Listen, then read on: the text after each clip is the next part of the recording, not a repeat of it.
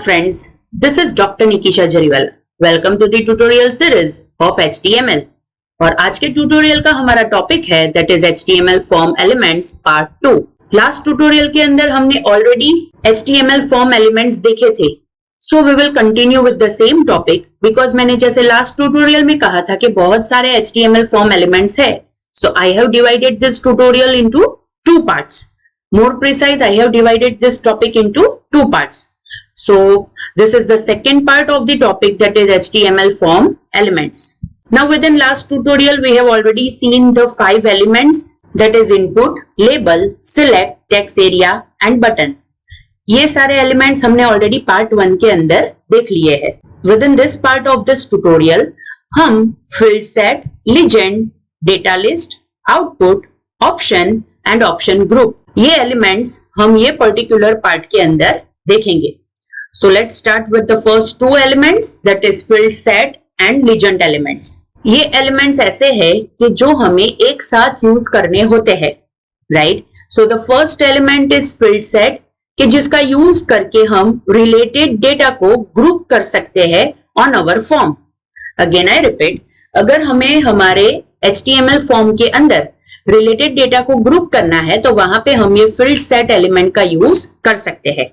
And अगर हमें ये field set element को कैप्शन देना है, if we want to define the caption for our field set element, तो वहां पे हम ये legend element का यूज कर सकते हैं, right? So here is an example. As you are able to see over here, यहाँ पे मैंने field set element यूज किया है and within field set element मैंने यहाँ पे legend element specify किया है, within which I have written personal and within that यहाँ पे आप देख सकते हो label, input, again label, input and submit button. इतने एलिमेंट्स मैंने स्पेसिफाई किए हैं. सो अगर मैं ये पर्टिकुलर एग्जांपल को ब्राउजर के अंदर एग्जीक्यूट करूंगी तो किस हिसाब से मुझे ब्राउजर के अंदर दिखेगा, वो मुझे इस हिसाब से पहले तो फील्ड सेट क्रिएट किया हुआ देगा एंड उसके रिलेटेड यहाँ पे जैसे मैंने लीजेंड के अंदर स्पेसिफाई किया है दैट इज पर्सनल, राइट? तो फील्ड सेट के रिलेटेड इस हिसाब से कैप्शन डिस्प्ले होगा. आफ्टर दैट यहाँ पे लिखा होगा फर्स्ट नेम, राइट? कि जो हमने यहाँ पे लेबल के अंदर स्पेसिफाई किया है, it is over here. After that beside that we will get one text box, right? कि जिसके अंदर हम फर्स्ट नेम इनपुट कर पाएंगे. Below that obviously last name as you are able to see over here, यहाँ पे label में आप देख सकते हो. बिसाइड दैट अगेन यहाँ पे एक टेक्स्ट बॉक्स कंट्रोल हमें मिलेगा कि जिसके अंदर हम लास्ट नेम इनपुट कर पाएंगे. एंड आफ्टर दैट यहाँ पे हमें सबमिट बटन मिलेगा, राइट? कि जिसके ऊपर हम क्लिक करेंगे तो ये फॉर्म की वैल्यूज सबमिट हो जाएगी, राइट? सो ये जो आप यहाँ पे पर्सनल लिखा हुआ देख रहे हो, it is because of this legend element. And ये जो यहाँ पे इस हिसाब से आपको दिखाई दे रहा है, बॉक्स टाइप आपको दिखाई दे रहा है, it is because of this field set, ताकि हम रिलेटेड डेटा को ग्रुप कर सके, right? So friends, this is how कि हम कैसे field set and legend elements को एक साथ यूज कर सकते हैं, राइट?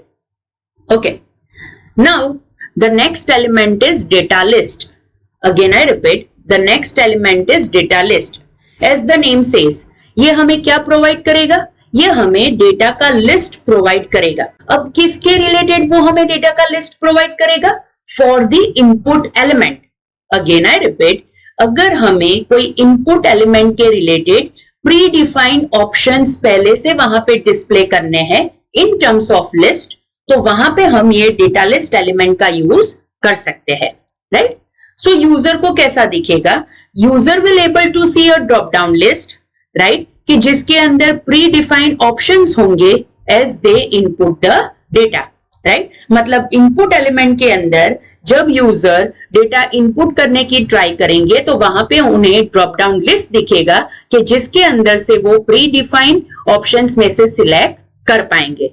अब ये data list element and input element को एक दूसरे के साथ एसोसिएट करने के लिए हमें इनपुट एलिमेंट के साथ लिस्ट एट्रीब्यूट का यूज करना पड़ेगा. Again I repeat, input element के साथ हमें लिस्ट एट्रीब्यूट स्पेसिफाई करना पड़ेगा और लिस्ट एट्रीब्यूट के अंदर हम वो वैल्यू प्रोवाइड करेंगे कि जो हमने आईडी एट्रीब्यूट के अंदर सेट की है ऑफ डेटा लिस्ट एलिमेंट, मतलब डेटा लिस्ट की आईडी एट्रीब्यूट की वैल्यू एंड इनपुट एलिमेंट की लिस्ट एट्रीब्यूट की वैल्यू दोनों सेम होंगी। तो ये data list element and input element एक दूसरे के साथ एसोसिएट हो सकते हैं, right? And here is an example, आप यहाँ पे देख सकते हो, सी ओवर हियर।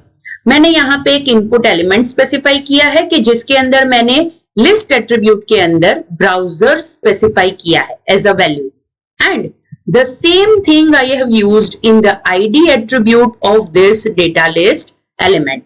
Means मैंने ये दोनों elements को एक दूसरे के साथ attach कर दिए हैं with the help of this list attribute of input element and ID attribute of data list element, because मैंने दोनों के अंदर same value specify की है। And after that आपको क्या specify करना है? डेटा लिस्ट एट्रीब्यूट के अंदर आपको चाइल्ड एलिमेंट स्पेसिफाई करने हैं, that is option, because obviously अगर हमें लिस्ट क्रिएट करना है तो यहाँ पे हमें ऑप्शन एलिमेंट का यूज करना पड़ेगा, राइट? और वो ऑप्शन एलिमेंट के अंदर हम वैल्यू स्पेसिफाई कर सकते हैं कि जो हम as a drop down list वहां पे ऐड करना चाहते हैं, right? So this is how कि हम कैसे इनपुट एलिमेंट के साथ डेटा लिस्ट को बाइंड कर सकते हैं, right? Now the next element is output element.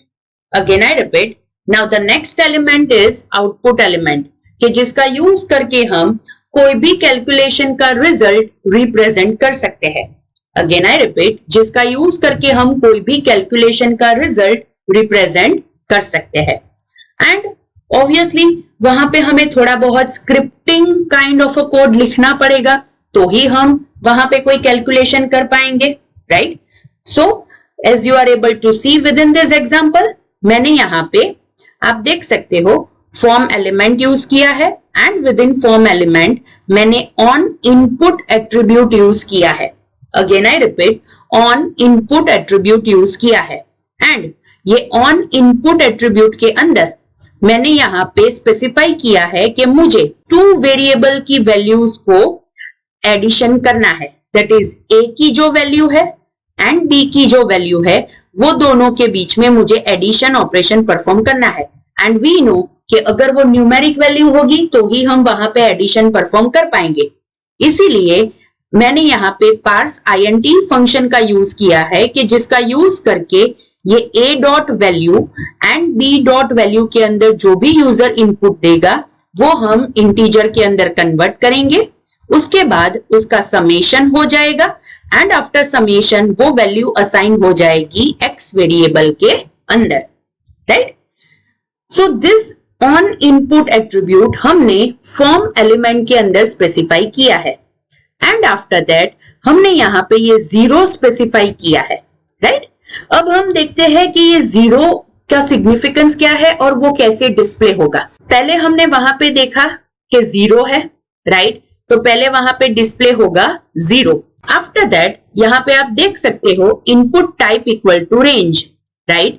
मतलब मुझे यहाँ पे रेंज इनपुट करने के लिए एक एलिमेंट चाहिए, मतलब एक इनपुट चाहिए। तो पहले तो यहाँ पे जीरो डिस्प्ले होगा जैसे प्रीवियस स्लाइड के ऊपर था, उसके बाद यहाँ पे रेंज इनपुट करने के लिए एक बार जैसा यहाँ पे हमें दिखेगा, राइट? उसके अंदर ऑब्वियसली उसकी आईडी प्रॉपर्टी हमने सेट की है ए एंड नेम प्रॉपर्टी भी हमने सेट की है ए एंड बाय डिफॉल्ट जो वो वैल्यू डिस्प्ले करेगा दैट इज 50, मतलब वो बार इतना सिलेक्ट किया हुआ हमें यहाँ पे मिलेगा, राइट? ओके, आफ्टर दैट वो डिस्प्ले करेगा दैट इज 100 प्लस, मतलब यहाँ पे आएगा दैट इज 100, उसके बाद आएगा प्लस, राइट? देन हमने यहाँ पे एक और एलिमेंट यूज किया है that is input type equal to number, right? मतलब यहाँ पे एक टेक्स्ट बॉक्स कंट्रोल आएगा कि जिसके अंदर नंबर हम इनपुट कर पाएंगे एंड उसके अंदर यहाँ पे हम वैल्यू बाय डिफॉल्ट हमने प्लेस कर दी है दैट इज 50 और ये input type equal to number के रिलेटेड आईडी प्रॉपर्टी मैंने यहाँ पे सेट की है that is B and name property again मैंने यहाँ पे सेट की है बी। इन शॉर्ट ये input type equal to number के अंदर ये जो 50 है वो as a static value, constant value के हिसाब से वो वर्क करेगा। आफ्टर दैट यहाँ पे इक्वल टू है तो वो यहाँ पे इक्वल टू हमें यहाँ पे दिखाई देगा एंड आउटपुट एलिमेंट का यूज करके हम यहाँ पे आउटपुट डिस्प्ले कर पाएंगे, राइट। अब क्या होगा कि जब भी यूजर ये स्लाइडर के ऊपर, मतलब ये रेंज कंट्रोल के ऊपर ये जो सिलेक्शन का सर्कल होगा, राइट, उसे राइट हैंड साइड या फिर लेफ्ट हैंड साइड के ऊपर मूव करेगा तो ऑब्वियसली उसकी वैल्यू 0 से लेके 100 तक वहां पे हमें मिलेगी। सो जैसे हम यहाँ पे ये रेंज के अंदर ये स्लाइडर के ऊपर ये बॉल शिफ्ट करते जाएंगे, उस हिसाब से वो वैल्यू ये 50 के अंदर ऐड हो जाएगी एंड हमें यहाँ पे आउटपुट दिखाई देगा with the help of this output element, right. Because हमने यहाँ पे स्पेसिफाई किया है आउटपुट एलिमेंट के रिलेटेड नेम में हमने यहाँ पे स्पेसिफाई किया है x एंड फॉर एट्रीब्यूट के अंदर हमने स्पेसिफाई किया है कि किसके ऊपर से हमें यहाँ पे आउटपुट डिस्प्ले करना है, that is a and b, जो आप यहाँ पे देख सकते हो, राइट।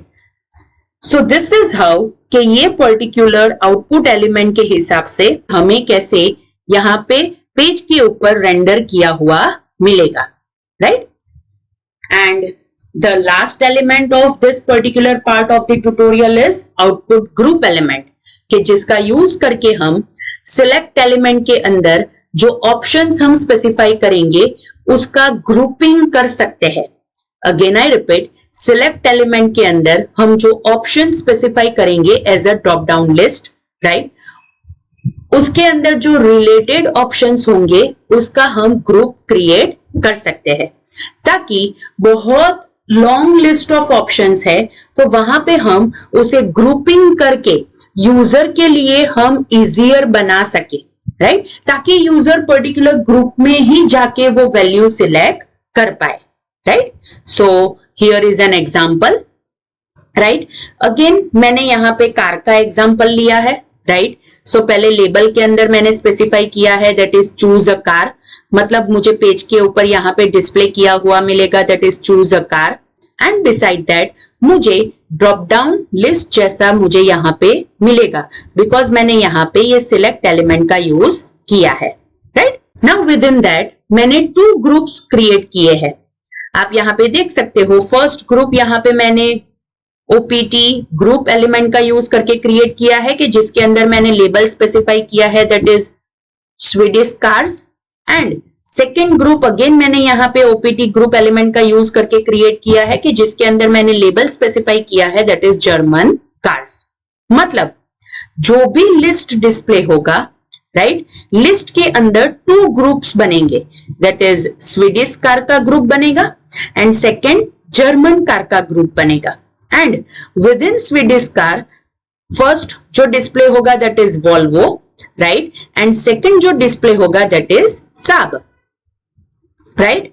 एंड आफ्टर दैट ये जर्मन कार के अंदर फर्स्ट जो डिस्प्ले होगा that is Mercedes and second display होगा that is Audi, right. So इस हिसाब से ये ग्रुप क्रिएट हो जाएंगे। सो अगर हमें सिलेक्ट एलिमेंट के अंदर जो हम ऑप्शन स्पेसिफाई करते हैं उसके अंदर ग्रुपिंग करना है तो वहां पे हम ये OPT ग्रुप एलिमेंट का यूज कर सकते हैं, राइट। एंड ऑब्वियसली अगर लॉन्ग लिस्ट ऑफ वैल्यूज है उसे हम ग्रुपिंग करके दे देंगे यूजर को, then it will become easier for the user to select the options, right. Alright, so friends with this is the end of the second part of the topic, second part of the tutorial that is HTML form elements, कि जिसके अंदर हमने almost सारे form elements cover कर लिए हैं, right. Next tutorial के अंदर इनपुट एलिमेंट के अंदर जो टाइप एट्रीब्यूट के अंदर हम डिफरेंट वैल्यू स्पेसिफाई करके डिफरेंट टाइप्स ऑफ इनपुट्स हम यूजर के पास से ले सकते हैं उसके रिलेटेड हम ट्यूटोरियल देखेंगे। एंड जैसे ही वो इनपुट एलिमेंट पूरा कंप्लीट हो जाएगा उसके बाद हम एक पूरा ट्यूटोरियल देखेंगे कि जिसके अंदर हम पूरा एक फॉर्म डिजाइन करेंगे कि जिसके अंदर हम ऑलमोस्ट सारे फॉर्म एलिमेंट्स यूज करके एक अच्छी तरह से कैसे हम फॉर्म डिजाइन कर सकते हैं वो हम देखेंगे, right. So friends, this is the end of today's tutorial. अगर आपको ये ट्यूटोरियल अच्छा लगा लाइक कीजिए, शेयर कीजिए and along with that channel को सब्सक्राइब करना मत भूलिएगा ताकि फ्यूचर की अपडेट्स भी आपको मिलती रहे, राइट। Thank you friends.